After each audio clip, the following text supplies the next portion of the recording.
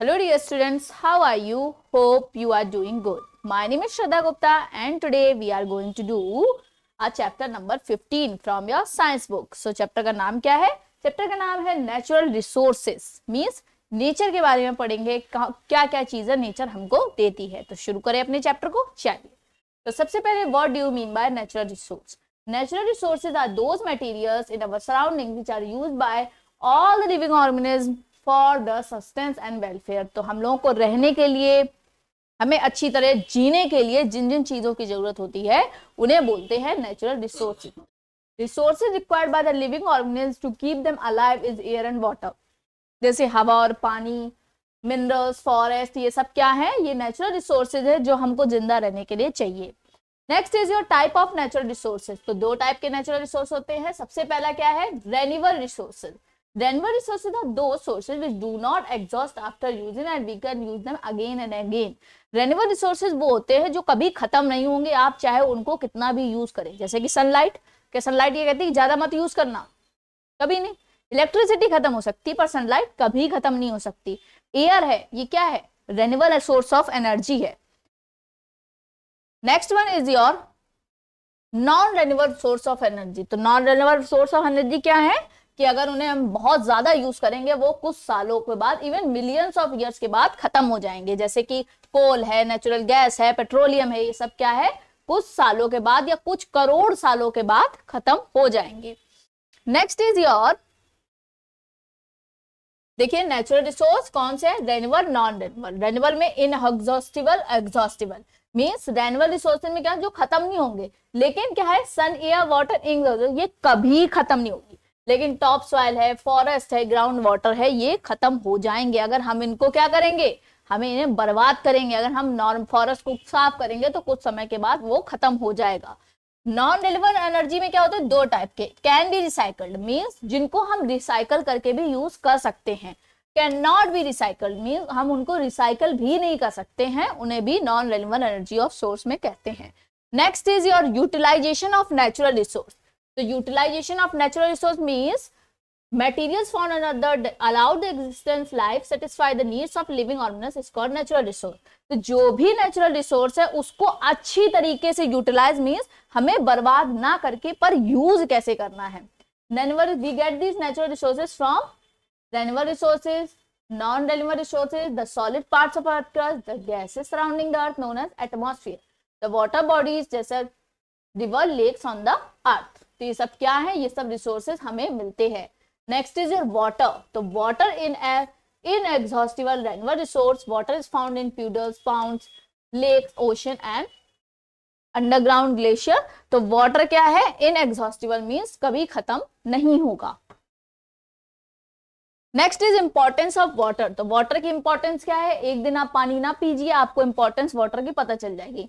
Even एक दिन आप वाटर घर में यूज ही ना करिए. हम सुबह उठते सबसे पहले क्या करते हैं? ब्रश किससे करते हैं? वाटर से. फिर उसके बाद टी वाटर से, बाथिंग वाटर से. तो वाटर स्टार्टिंग ही वाटर से हुई और लास्ट में जब रात में हम क्या करते हैं? फिर ब्रश, तो वो भी वाटर की हेल्प से. तो वाटर तो बहुत इंपॉर्टेंट है हमारी लाइफ के लिए. और plants, microscopic, unicellular, multicellular needs water to grow. Water grow के लिए बहुत जरूरत है. प्लांट्स क्या लेते हैं? सिर्फ वाटर और सनलाइट. अगर यही नहीं मिलेगा तो हम क्या खाएंगे? हमें सब्जियां कहाँ से मिलेंगी? वेजिटेबल्स वगैरह ये सब तो प्लांट ही देगा. और प्लांट को सिर्फ चाहिए वाटर और सनलाइट. हमारी बॉडी में डाइजेशन के लिए वाटर चाहिए, हमारे बॉडी में ब्लड के लिए वाटर चाहिए. सारी हीमोग्लोबिन, वाटर, हमारी खुद की बॉडी 70% वाटर से बनी हुई है. तो वाटर बहुत इंपॉर्टेंट है हमारी लाइफ के लिए. Next is your sources of water. अब वाटर तो इंपॉर्टेंट है पर वाटर मिलता कहाँ से है? तो पहला क्या है? Surface water. जो ऊपरी है, जो आपको दिखाई दे सकता है, उसको बोलते हैं सरफेस वाटर. जैसे रेन वाटर, बारिश का पानी क्या है? सरफेस वाटर ही तो है.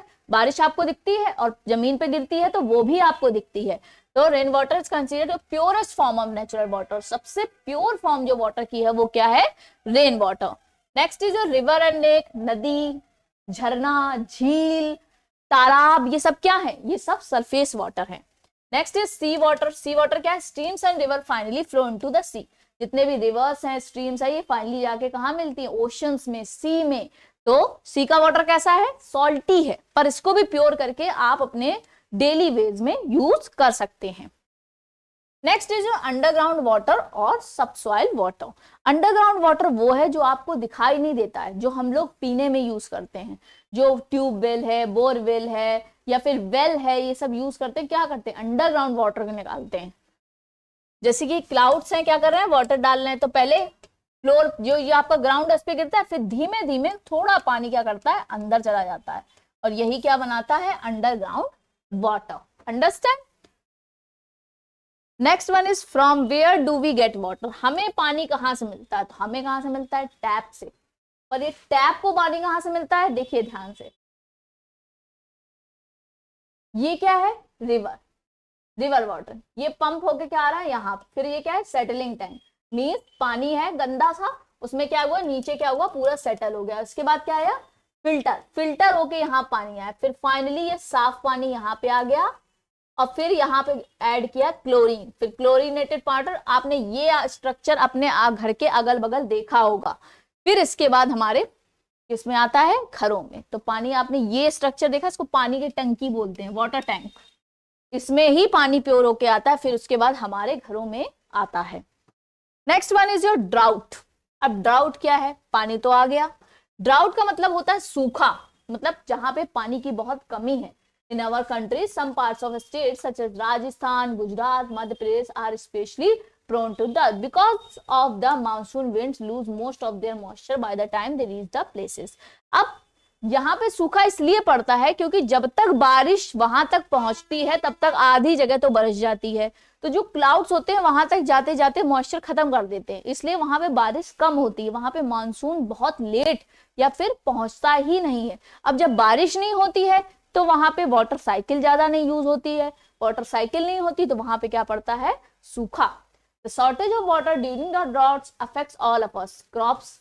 क्रॉप्स नहीं होती हैं ज्यादा। आप राजस्थान जाइए, क्या बहुत हरे भरे पेड़ आपको मिलते हैं कि मैंगो के ट्री लग रहे हैं या फिर अमरूद के ट्री लग रहे हैं, क्या दिखते हैं, नहीं, क्योंकि उनको चाहिए वाटर, और वाटर तो वहां पे है नहीं। तो वहां पे सिर्फ वो होती हैं, वो क्रॉप्स ग्रो होती हैं जिनको बहुत कम वाटर की नीड है। Droughts causes plants and animals to wither away. Plants और एनिमल्स चले जाते हैं वहां से। Level of ground water loading to acute water crisis. Underground पानी भी खत्म हो जाता है अगर रेन वाटर नहीं है। एम्प्लॉयमेंट बढ़ता है, सारी चीजों के प्राइस बढ़ जाते हैं। सॉइल में इरोजन शुरू हो जाता है, जब क्रॉप्स नहीं है तो इरोजन शुरू हो जाएगा।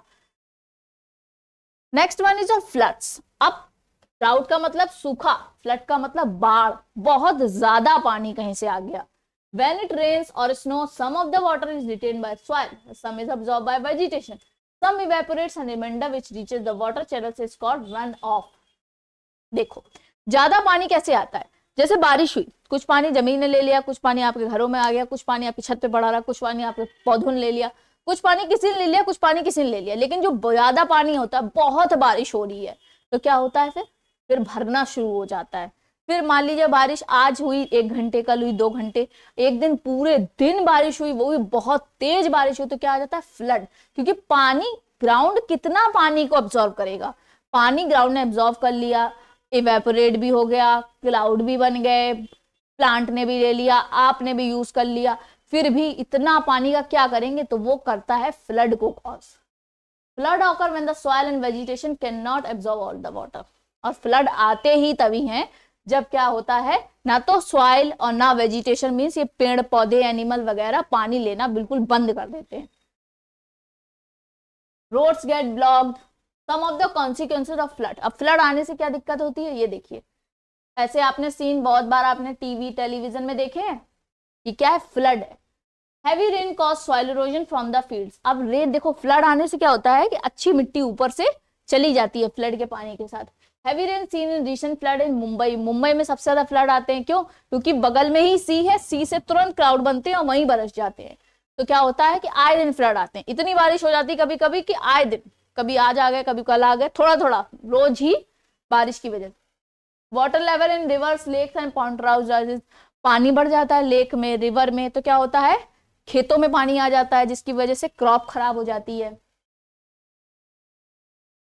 Next one is your air. Air plays an important role in many processes in life. अब air is most important, why, because we breathe air. हमें एयर नहीं, अगर हमें हवा ही नहीं मिलेगी तो हम सांस कहाँ से लेंगे, हम रेस्पिरेशन कहाँ से करेंगे। अगर 2 मिनट आप अपनी नाक और मुंह को बंद कर ले, 2 मिनट बहुत, आप विद इन 10 सेकेंड्स में भी कैसे हो जाते हैं, सांस आ गई। सांस नहीं, वो एयर है। एयर बहुत इंपॉर्टेंट है आपकी बॉडी के लिए। Air is a colourless and transparent, ना तो दिखती है, ना कोई कलर है, ना दिखती है, ना कोई महक है, कुछ नहीं है, लेकिन है बहुत important. Air is a mixture of gases, air is not seen, only feel the pressure of air. लेकिन यही एयर देखो, इस रूम में या मैं यहाँ खड़ी हूँ तो एयर तो है, लेकिन यही एयर जब थोड़ी तेज हो जाएगी, हवा जिसे कहते हैं, हवा चल रही है, तो हवा चल क्या है, प्रेशर दे रही है वो air. Atmosphere, the blanket of air surrounding the earth is called atmosphere. अब यही जो ब्लैंकेट मतलब एक चादर की टाइप जो अर्थ के अगल बगल है, इसको क्या बोलते हैं, एटमॉस्फेयर। क्या है, air in the atmosphere is mixture of gases, includes oxygen, carbon dioxide, nitrogen, water vapour, dust, some other gases. तो एयर में सारी गैसेस प्रेजेंट है, वाटर वेपर भी प्रेजेंट है। क्यों, बारिश तो उसी से होती है, ह्यूमिडिटी भी उसी से होती है। Next is importance of air. Air has many uses. सबसे पहले living organism breathe air. Air helps flying of birds, bird उड़ती कहाँ है, क्लोथ्स बिकम ड्राई, हवा जो कपड़े सूखते कैसे हैं, एयर क्या करती है, पॉलिनेशन करती है फ्लावर्स में, तभी नए नए फ्लावर्स निकलते हैं। Air help in bringing rain, और रेन को लाने में भी एयर ही हेल्प करती है, क्योंकि एयर के प्रेशर से ही क्लाउड्स क्या करते हैं, इधर से उधर जाते हैं। Next is composition of air. तो एयर में क्या क्या है, air contains mostly nitrogen and oxygen. तो नाइट्रोजन कितनी है, 78%, ऑक्सीजन कितनी, 21%, और 1% में सारी बची हुई है, और सब कुछ 1% में, 78% नाइट्रोजन और 21% ऑक्सीजन। तो नाइट्रोजन क्या है, nitrogen word discovered by Scottish chemist Daniel, that is Rutherford. तो रदरफोर्ड ने कब इन्वेंट किया है नाइट्रोजन को, that is 1772। Uses of nitrogen, plants need nitrogen, तो प्लांट्स की ग्रोथ के लिए नाइट्रोजन मोस्ट इंपॉर्टेंट है। Manufacture of ammonia, refrigerant, refrigerator जो आपके घर में फ्रिज लगे हैं उनमें भी रेफ्रिजरेंट का काम करती है। प्रोटीन के मॉलिक्यूल्स प्रेजेंट होते हैं जो कि ह्यूमन एनिमल सबको प्रेजेंट नीड है। Fill spaces in food can, जो फूड कैंस होते हैं, जो कैन आप पीते हैं, कैन वाले फूड खाते हैं, उनमें भी नाइट्रोजन ही पैक करी जाती है। Nitrogen is filled in bulb to prevent the filament in the bulb from getting oxidised. और जो आपको बल्ब दिखते हैं, जो आपके कमरों में, रूम वगैरह में लगे होते हैं, उनके अंदर भी नाइट्रोजन फिल होती है। Next is oxygen. Oxygen is one of the most important parts of air, helps in burning and breathing. Oxygen क्या है, मोस्ट इंपॉर्टेंट एयर है, क्योंकि यही हमें हम ब्रीद क्या करते हैं, ऑक्सीजन, और हम एक्सेल क्या करते हैं, कार्बन डाइऑक्साइड। तो हमने ब्रीद क्या करी, ऑक्सीजन, तो ऑक्सीजन हमारे लिए मोस्ट इंपॉर्टेंट है। दूसरी चीज, 1/5 ऑफ एयर इज ऑक्सीजन, और 1/5 एयर ऑक्सीजन को होती है। उसके लिए इन्होंने यहाँ पे एक एक्सपेरिमेंट कर रखा है, ये देखिए। Next is your carbon dioxide. Carbon dioxide present in an extent 0.03% by volume. It is responsible for increase in temperature. जो कार्बन डाइऑक्साइड है इतनी कम प्रेजेंट है एयर में, फिर भी क्या करती है, टेम्परेचर को बढ़ा देती है। ग्लोबल वार्मिंग है, ग्रीन हाउस इफेक्ट है, ओजोन में लेयर में जो होल हो रहा है, इसका सबका कारण क्या है, carbon dioxide. Water vapour, water vapour is also constituent of composition of air. तो वाटर वेपर भी एयर में प्रेजेंट होता है। Next one is your rare gases. Rare gases क्या होती है, बहुत पॉइंट में 0.01% में सारी रेयर गैसेस, जैसे argon is an inert gases, argon, neon, helium, ये सब क्या है, ये सब रेयर गैसेस, और इनको इनर्ट गैसेस भी कहा जाता है। ये नॉन रिएक्टिव है, बिल्कुल रिएक्ट नहीं करती। Dust particles, air also contain smoke and dust particle. अब हवा में ही धूल है, जब आप जैसे मान लीजिए झाड़ू लगा रहे हैं या फिर कहीं सफाई हो रही है, तो जितनी भी डस्ट है वो सब कहाँ मिक्स हो जाती है, एयर में। तो एयर में डस्ट और स्मोक भी होता है। Next one is your oxygen carbon dioxide cycle in nature. अब ऑक्सीजन और कार्बन डाइऑक्साइड की कौन सी साइकिल प्रेजेंट है, oxygen in the air is continuously being used in burning and breathing, and carbon dioxide is being added to air. तो oxygen क्या है, हमेशा यूज होती है बर्निंग में और ब्रीदिंग में। और कार्बन डाइऑक्साइड क्यों, क्योंकि कार्बन डाइऑक्साइड ही तो हम रिलीज कर रहे हैं। ऑक्सीजन इनहेल करी, कार्बन डाइऑक्साइड एक्सहेल करी, तो ये क्या है, ऑक्सीजन और कार्बन डाइऑक्साइड साइकिल है। Other uses of air, we make wind in our sail boats. Air का यूज कहाँ है, सेल बोट्स में है, विंड मिल्स में है, इलेक्ट्रिसिटी प्रोड्यूस करने में एयर का यूज होता है। Next is conservation of resources. तो रिसोर्सेज को कंजर्व करना बहुत इंपॉर्टेंट है, क्योंकि कोई भी रिसोर्स है उसकी अनलिमिटेड उसका यूज या उसको पॉल्यूट करना क्या होगा, हम लास्ट में हमारे लिए ही प्रॉब्लम्स को क्रिएट करेगा. There are two main reasons for this. As human have progressed, their needs have increased. Their energy consumption also get increased. The fulfillment of required consumption use the resources increase. जैसे हमारे human being है, जैसे जैसे हम progress करते जा रहे हैं, हमारे रिसोर्सेज को यूज करने का क्या कंजम्पशन बहुत बढ़ती जा रही है. Nowadays the population of a world has increased. अब वर्ल्ड की पॉपुलेशन इतनी बढ़ रही है तो यूसेज करने वाले भी ज्यादा बढ़ रहे हैं. More the people on the earth, they use more resources to feed cross houses themselves. और जितने ज्यादा लोग होंगे उतने ही ज्यादा चीजों को यूज करेंगे, चाहे वो घर हो, चाहे पेट्रोल हो, चाहे डीजल हो, कुछ भी, वाटर हो, फॉरेस्ट हो, तो वो ज्यादा यूज होगा. तो नेचुरल रिसोर्सेज को बचाने की जिम्मेदारी भी किसकी है, हम ही लोगों की है.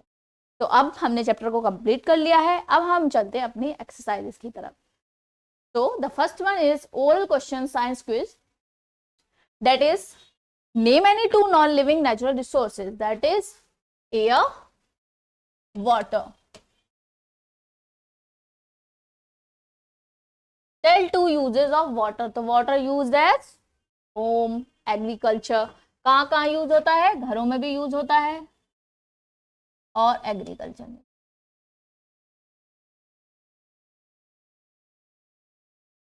Next one, name any two inert gases. कौन सी हैं, आर्गन ले लें, हीलियम ले लें.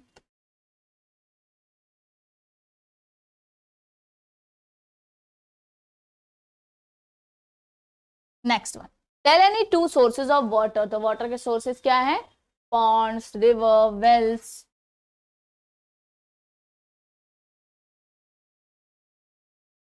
Next one, multiple choice question. Which one of the following inert gases is used by plants to make their food from air? So which one is your answer? Answer is food from air, that is carbon dioxide. The major constituent of air is nitrogen, that is 78%. Which of the following gases is used by animal during respiration? That is oxygen. Which of the following gases is the supporter of the combustion? That is oxygen. Which gases is used by plants for breathing? That is carbon dioxide. Select odd one out. Carbon dioxide, oxygen, nitrogen, dust particles. So the answer is dust particle. Respiration, photosynthesis, combustion and digestion. So the answer is digestion. Oxygen, carbon dioxide, water and water vapor. So the answer is water. Helium, neon, argon, hydrogen. So the answer is hydrogen. Next one is tick the correct and the incorrect statement. Groundwater is a non-renewable source of energy. False. Vegetables and fruit contain a lot of water. True. Groundwater is generally free from the suspended impurities. True. Increased soil erosion occurs during a drought. False. The atmosphere responsible for a weather change. True. Match the following. The purest form of water is rainwater. Drought, raining, no rain for several years. Flood, when the raining continuously. Natural calamities that are drought and flood. A gases which helps in burning of fuels is oxygen. Understand? Next, fill in the blank. In a coastal areas, flooding is mostly caused by rains. The percentage of dash present in air is 0.03, that is CO2. Air is a mixture of gases.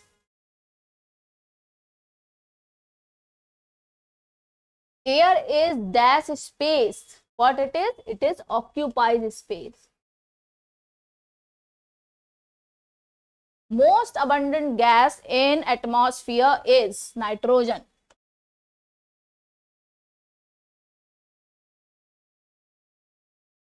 Short answer type question. What is flood?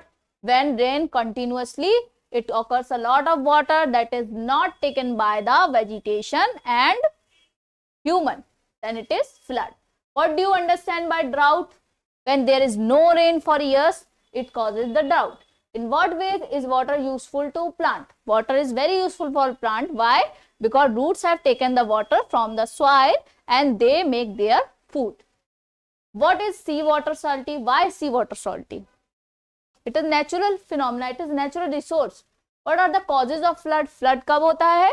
जब बहुत ज्यादा rain हो और ना तो vegetation ले, ना plants ले, ना एनिमल्स ले, और एक्सेसिव एब्जॉर्ब ना कर पाए, ना सॉइल ना vegetation. Long answer type question. What is the importance of atmosphere? Atmosphere क्या है? Atmosphere is a mixture of air that is important for our life, for plants and for all the living beings. Explain a note on a conservation of resources. तो हमें अपने resources को क्यों बचाने की need है?